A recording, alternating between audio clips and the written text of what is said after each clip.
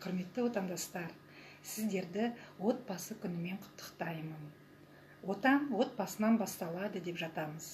Қай заманда, қай елде болмаса да, отбасының адамзатқа деген ықпалы және әсері өте үлкен.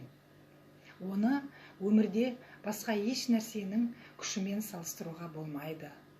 Ғабиден Мұстафиннің ата-ананың міндеті бала тәрбиелеу және оларды жақсылыққа үйрету деген сөзінде көп тәрбиелік мәні зор мағына жатыр. Бала тәрбиесі ол дүниеге келгеннен басталады. Өнегелі ұрпақ тәрбиелеу әр ата-ананың арманы және борышы екені даусыз. Құрметті отандастар, сіздерді бүгін тағы да отбасы күнімен құттықтаймын. Сіздерге зор денсаулық, мол бақыт және әр отбасында тек қуанышты күндеріңіз көп болсын.